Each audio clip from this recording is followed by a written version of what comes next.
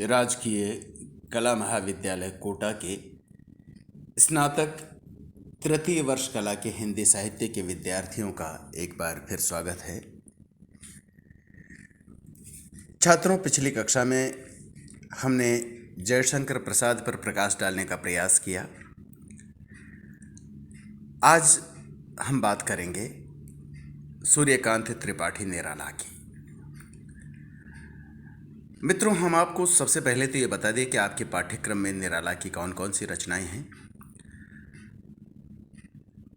इनकी जो पाठ्यक्रम में रचनाएं हैं वे हैं परिमल से जूही की कली, परिमल से ही बादल राग 6, अनामिका से तोड़ती पत्थर और अणिमा से स्नेह निर्झर बह गया है। छात्रों, हम आपको ये बता दें कि परिमल, अनामिका और अणिमा ये सूर्यकांत त्रिपाठी निराला के प्रसिद्ध कविता संग्रह हैं और इन्हीं से ये रचनाएं रखी गई है आपके पाठ्यक्रम में। परिमल कविता संग्रह से जूही की कली, परिमल से ही बादल राग 6,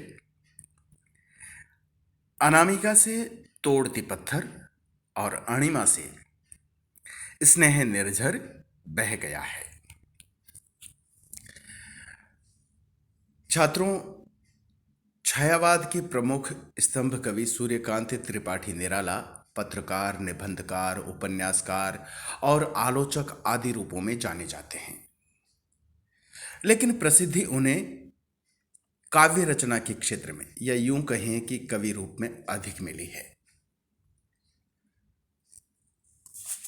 नंद दुलारे वाजपेयी रचनावली 2, संपादक विजय बहादुर सिंह, परिशिष्ट 2।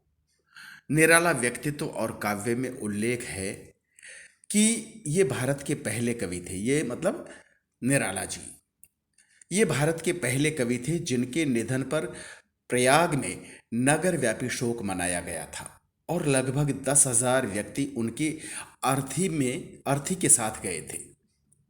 लगभग 10,000 व्यक्ति उनकी अर्थी के साथ गए थे। साहित्य के अन्य कवि तथा कलाकार इतने लोकप्रिय नहीं रहे। निराला जी की इस लोकप्रियता का कारण उनका व्यक्तित्व था। बंगाल में उन्हें रामकृष्ण परमहंस आश्रम में रहने का अवसर मिला। यहीं पर उन्होंने साहित्य और तथा संगीत की साधना की और अपनी इस साधना के कारण वे हिंदी के श्रेष्ठ कवि बन सके। वे साहित्य तथा कला को अपना सर्वस्व समझते थे। कुछ लोग काव्य सृजन को आंशिक महत्व देते हैं, पर निराला जी का सारा जीवन ही उससे सराबोर था। उन्हें अपने विषय से गहरी आत्मीयता थी। साहित्य के विरुद्ध आक्षेपों को वे सहन नहीं कर सकते थे। उनका कहना था कि जो लोग साहित्य को नहीं जानते या जिनकी जानकारी अल्प या परमुख है, उसके आधार पर उन्हें फतवा देने की आवश्यकता नहीं। अपनी इस असहनशीलता तथा स्पष्टवादिता के कारण निराला जी गैर जिम्मेदार और उद्दंड ठहराए गए थे। निराला जी ने साहित्यिक विषय को लेकर गांधी जी तथा नेहरू जी से भी चर्चा की थी और हिंदी साहित्य तथा भाषा के विषय में उनकी धारणाओं का विरोध किया था। गांधी जी ने एक बार कहा था कि आज भी हिंदी साहित्य में कोई बड़ा कवि नहीं है और रविंद्र के सामने तो कोई है ही नहीं। निराला जी उनके इस मत का प्रतिवाद करने के लिए लखनऊ कांग्रेस के अधिवेशन में गए और उनसे पूछा कि आपने यह बात किस आधार पर कही है। उन्होंने रविंद्रनाथ के टक्कर की कुछ हिंदी की रचनाओं को भी सुनाना चाहा, किंतु समयाभाव के कारण गांधी जी ने उन्हें नहीं सुन सके और फिर कभी उन्हें सुनाने के लिए वर्धा बुलाया। इस घटना से यही स्पष्ट होता है कि वे किसी महत्वाकांक्षा की धारणा से गांधी जी के पास नहीं गए थे, वरन वे हिंदी की कविताओं को समझते थे। अपने साहित्य के प्रति उनमें अगाध श्रद्धा और सम्मान की भावना वर्तमान थी, इसीलिए गए थे। वे नितांत निर्भीक थे। क्रांतिकारी कवि निराला की काव्य सृष्टि पर दृष्टि डालें तो मित्रों, एक लंबी सूची दिखाई पड़ती है। उन्होंने गद्य साहित्य के अतिरिक्त राम की शक्ति पूजा, सरोज स्मृति तथा बादल राग जैसी लंबी कविताओं का सृजन किया। वहीं उनके अनेक काव्य संग्रह भी साहित्य को समृद्ध बनाते हैं, जैसे अनामिका, परिमल, गीतिका, कुकुरमुत्ता, अणिमा, बेला, नए पत्ते, आराधना, अपरा और सांध्य काकली आदि आदि। छात्रों, सूर्यकांत त्रिपाठी निराला को अपने व्यक्तिगत जीवन में अनेक संघर्षों, कठिनाइयों, परिस्थितियों और वेदनाओं से गुजरना पड़ा। सरोज स्मृति में वे लिखते हैं कि दुख ही जीवन की कथा रही, क्या कहूं आज जो नहीं कही। दुख ही जीवन की कथा रही, क्या कहूं आज जो नहीं कही। कम उम्र में ही माँ और पिताजी का सर से साया उठ जाना, महामारी में पत्नी मनोहरा देवी का निधन, बेटी सरोज की जिम्मेदारी, उसका विवाह और फिर मृत्यु आदि विषम परिस्थितियों से जूझते हुए भी उन्होंने निरंतर साहित्य साधना की। निराला को विद्रोही कवि कहा जाता है। निराला को विद्रोही कवि कहा जाता है। वे कभी झुके नहीं। निज जीवन में जितने संघर्ष किए, साहित्य साधना में भी उन्हें संघर्षों का सामना करना पड़ा। प्रयोगधर्मी निराला की रचनाओं में भाव, भाषा, छंद सभी में नए प्रयोग हुए। निराला मुक्त और मौलिक काव्य के पक्षधर रहे। उन्होंने छंद से मुक्ति को कविता की मुक्ति कहा।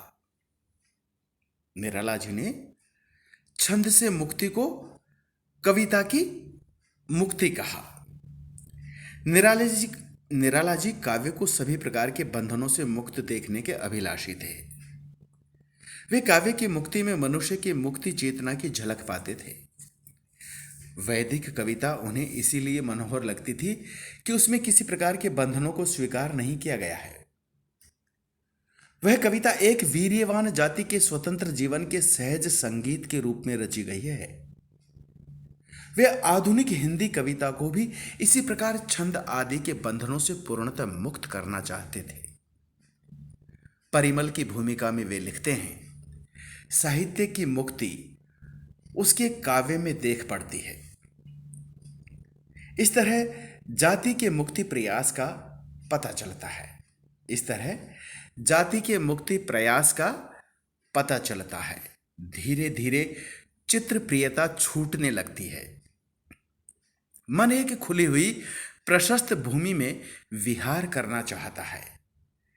कहना न होगा कि यह मुक्ति होने की भावना कहना न होगा कि यह मुक्त होने की भावना निराला के व्यक्तित्व की सबसे बड़ी विशेषता है। यह मुक्त होने की भावना निराला के व्यक्तित्व की सबसे बड़ी विशेषता है। यही विशेषता उनके समूचे साहित्य में व्याप्त है। वे कहीं बंध नहीं सके। उन्हें छटपटाहट थी राष्ट्रीय आंदोलन में चेतना लाने की। वे अपनी रचनाओं में परतंत्रता के विरुद्ध, गुलामी के विरुद्ध संघर्ष करते दिखते हैं। स्वतंत्रता के लिए आवाज उठाते हैं, अत्याचार से लड़ते हैं और कहते हैं न छात्रों कि संघर्ष ही जीवन है। जी हां, संघर्ष ही जीवन है। यह उक्ति निराला पर पूरी तरह लागू होती है। निज जीवन में भी वे आर्थिक संकटों का सामना करते हैं, विपरीत परिस्थितियों, अवरोधों से जूझते हैं, यहां तक कि आगे चलकर वे विक्षिप्त से होने लगते हैं। निराला के संदर्भ में श्री रामकृष्ण त्रिपाठी ने डॉक्टर रामविलास शर्मा को पत्र में लिखा। श्री रामकृष्ण त्रिपाठी ने डॉक्टर रामविलास शर्मा को पत्र में लिखा। उन्होंने लिखा कि उनका रहन सहन, यानी निराला का रहन सहन, उनका रहन सहन देखकर मुझे बड़ा दुख हुआ। निहायत गंदे कपड़े, कई दिनों में खाना पकाते हैं, राशन वगैरह से के झंझट से सिर्फ साग ही उबाल कर खा लेते हैं। राशन वगैरह के झंझट से सिर्फ साग ही उबाल कर खा लेते हैं। सारा जाड़ा खत्म हो गया, एक चादर तक न ओढ़ी, यूं ही काट दिया। रास्ते में चाय पी, कुल्हड़ हाथ में लिए पीते हुए चले जा रहे हैं। लोग हंस रहे थे। उनकी बातें बहुतांश में न समझ सकने वाली होती हैं। उनकी बातें बहुतांश में न समझ सकने वाली होती हैं। रात भर जगते हैं, सोचते हैं, हंसते हैं। इससे यह अनुमान लगाया जा सकता है कि सन 1946 से ही निराला का संतुलन बिगड़ने लगा था। इस अपराजेय महाकवि को परिस्थितियों ने किस तरह अस्त व्यस्त कर दिया, ये पत्र इसके साक्षी हैं। छात्रों, सूर्यकांत त्रिपाठी निराला का काव्य अनेक भावों से भरा है। उनकी कविताओं में, उनके काव्य में राष्ट्रीय चेतना के अतिरिक्त प्रकृति चित्रण के भी विविध रूप देखने को मिलते हैं। वसंत कविता में उन्होंने लिखा है, सखी वसंत आया, भरा हर्ष वन के मन। सखी वसंत आया, भरा हर्ष वन के मन, नवोत्कर्ष छाया। किसलय वसना नव वय लतिका, किसलय वसना नव वय लतिका, मिली मधुर प्रिय उर तरुपतिका। मधुप वृंद बंदी पिक स्वर नभ सरसाया, सखी वसंत आया, भरा हर्ष वन के मन, नवोत्कर्ष छाया। छात्रों, उनकी संध्या सुंदरी कविता में भी प्रकृति का चित्रण हुआ है। वे लिखते हैं, दिवसावसान का समय, दिवसावसान का समय, मेघमय आसमान से उतर रही है, मेघमय आसमान से उतर रही है, वह संध्या सुंदरी परी सी। मेघमय आसमान से उतर रही है, वह संध्या सुंदरी परी सी, धीरे धीरे धीरे। तिमिरांचल में चंचलता का नहीं कहीं आभास, तिमिरांचल में चंचलता का नहीं कहीं आभास। मधुर मधुर हैं दोनों उसके अधर, मधुर मधुर हैं दोनों उसके अधर, किंतु जरा गंभीर नहीं है उसमें हास विलास। महाप्राण निराला के लिए कहा जाता है छात्रों कि वे विष पीकर अमृत बरसाने वाले कवि थे। वे विष पीकर अमृत बरसाने वाले कवि थे। उनकी मानवतावादी संवेदनशीलता को अनेक कविताओं के माध्यम से हम देख सकते हैं। चाहे हम उनकी विधवा कविता को लें, तोड़ती पत्थर को लें, बादल राग को लें, या भिक्षुक कविता को लें। भिक्षुक कविता में वे भिखारी का जो मार्मिक चित्रण करते हैं, वो देखिए आप। वो लिखते हैं, वह आता दो टूक कलेजे के करता, पछताता पथ पर आता। वह आता दो टूक कलेजे के करता, पछताता पथ पर आता। पेट पीठ दोनों मिलकर हैं एक।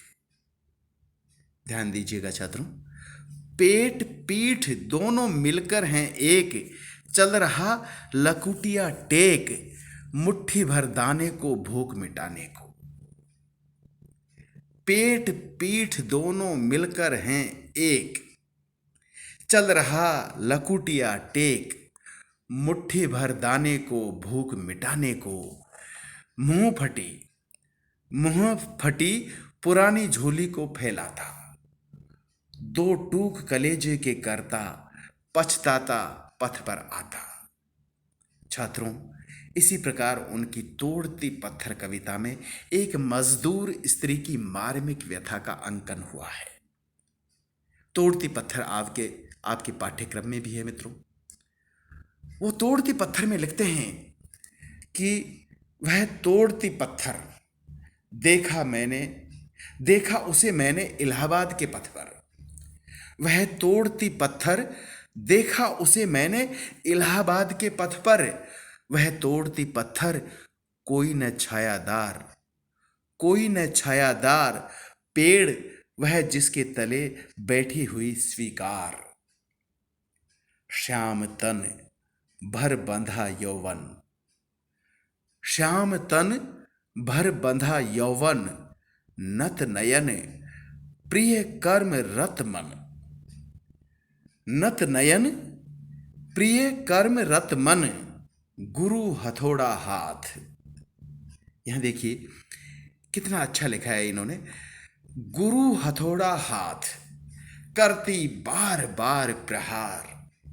सामने तरुमालिका अट्टालिका प्राकार, सामने तरुमालिका अट्टालिका प्राकार। चढ़ रही थी धूप गर्मियों के दिन, दिवा का तमतमाता रूप। उठी झुलसाती हुई लू, उठी झुलसाती हुई लू। रुई जो जलती हुई भू, गर्द जिंदगी छा गई। प्राय हुई दोपहर, वह तोड़ती पत्थर। देखते देखा मुझे तो एक बार, देखते देखा मुझे तो एक बार। उस भवन की ओर देखा, उस भवन की ओर देखा छिन्न तार। देखकर कोई नहीं, देखकर कोई नहीं देखा मुझे उस दृष्टि से। देखकर कोई नहीं देखा मुझे उस दृष्टि से। जो मार खा रोई नहीं, जो मार खा रोई नहीं। सजा सहज सितार, सजा सहर सितार। जो मार खा रोई नहीं, सजा सहज सितार। सुनी मैंने वह नहीं जो थी सुनी झनकार। सजा सहज सितार, सुनी मैंने वह नहीं जो थी सुनी झनकार। एक क्षण के बाद वह कांपी सुघर, एक क्षण के बाद वह कांपी सुघर। दुलक माथे से गिरे सीकर, दुलक माथे से गिरे सीकर। लीन होते कर्म में फिर ज्यों कहा, लीन होते कर्म में फिर ज्यों कहा। मैं तोड़ती पत्थर। छात्रों, इस कविता में निराला ने आर्थिक सामाजिक व्यवस्था और विषमता का बहुत ही बारीकी से चित्रण किया है। निराला मानव वेदना के रचनाकार थे। वे आधुनिक काल के विलक्षण और बहुमुखी प्रतिभा के साहित्य सृष्टा थे। उनका काव्य राष्ट्रीय चेतना, प्रकृति चित्रण, मानवतावाद और मौलिकता आदि वैशिष्ट्य लिए हैं।